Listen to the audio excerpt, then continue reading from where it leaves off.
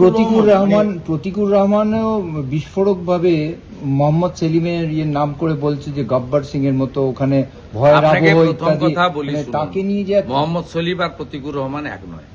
আপনাদের কাজই হচ্ছে কিছু বিড়ালকে বাঘ বানানো। আপনারা মিডিয়া এটা করছেন। প্রতিকুর রহমানের কি রাজনৈতিক বেস আছে উইদাউট সিপিএম? এ তো প্রমাণ হচ্ছে প্রতিকুর রহমান ডায়মন্ড হারবারে কেন লড়েনি, স্যারেন্ডার করেছিল। এই চুক্তিটা তো আজকের নয়, 24 সাল থেকে চুক্তি হয়েছিল। প্রতিকুর রহমান কে? প্রতিকুর রহমানের দম আছে। আমাকে যখন বলা হয়েছিল যে পিছন থেকে ফিরাদ হাকিম বলেছিল, কল্যাণ ব্যানার্জি বলেছিল যে পিছন থেকে মমতা ব্যানার্জির ছবিটা সরিয়ে দিলে শুভেন্দুর চেয়ারগুলো সামনে ফাঁকা হয়ে যাবে, আমি তো সেই চ্যালেঞ্জ অ্যাকসেপ্ট করে মমতা ব্যানার্জিকে নিজেকে হারিয়ে দিয়েছি।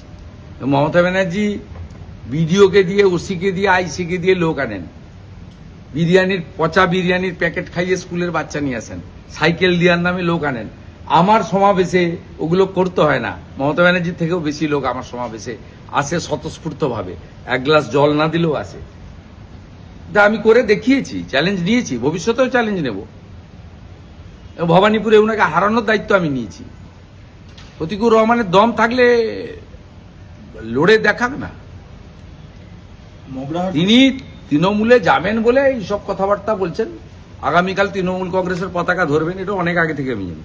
তো ওকে নিয়ে এত হইচইটা আপনি কি বলছেন? মানে আপনারা করছেন।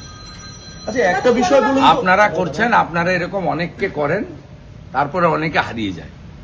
আমি সেই জন্য সযত্নে মেপে মিডিয়ার সঙ্গে মিট করি, সযত্নে মিডিয়ার সঙ্গে মেপে কথা বলি, এবং খুব ব্যতিক্রমীভাবে যেটা বিরোধী দলনেতার কর্তব্য, মিডিয়া চতুর্থ স্তম্ভ, তার সঙ্গে যে ইন্টারাকশনটা করা দরকার, প্রেস মিট করা দরকার, সেটা মিনিংফুল হইতে করি। আমি বেশি ঢলাঢলি করি না, কারণ এটা আপনার তৈলাক্ত মাছ, কাকে তুলবেন কাকে ফেলবেন এই ফাঁদে যে পড়বে সে বুঝতে পারবে। এ বেটা ফাঁদে পড়েছে, এপ্রিল মাসের পরে এর কোনো নাম গন্ধ থাকবে না। বলছি একটা বিষয়, যে এসডিপিও মানে হাত ধরে মূলত প্রতিকুরের বাড়িঘর ভাঙা হয়েছিল 2024-এ, আজকের দিনে দাঁড়িয়ে সেই এসডিপিও কে, মানে আপনার এই এলাকার এখন এই মুহূর্তে এসপি নয়, এসপি ইনচার্জ, মানে তিনি খুব ওই জেলাতে এসপি থাকে, এসপি ইনচার্জ থাকে। মানে প্রতিকুলের এই ধরনের যে বক্তব্যটা হঠাৎ করে নিজের বাড়িঘর ভাঙা হয়েছে যার নেতৃত্বে দাঁড়িয়ে, তাকেই এত বাহবা।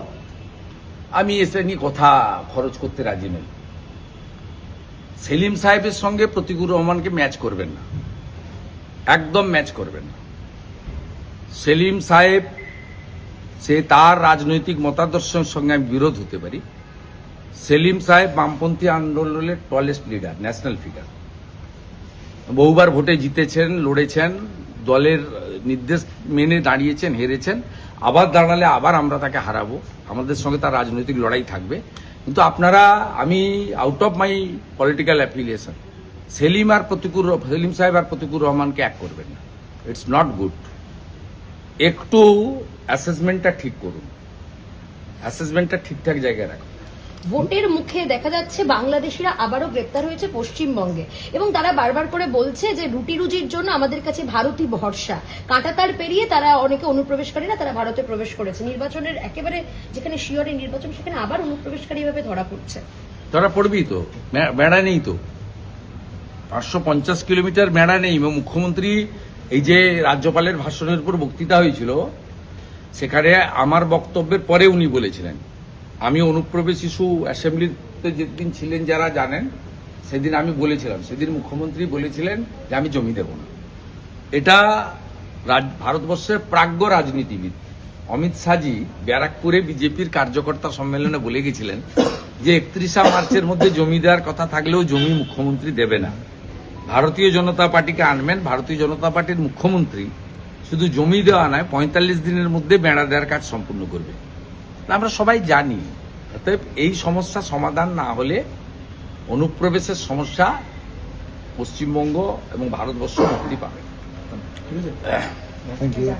আমাদের ভিডিও ভালো লাগলে লাইক এবং শেয়ার করুন। কমেন্ট সেকশনে গিয়ে জানান আপনাদের মতামত।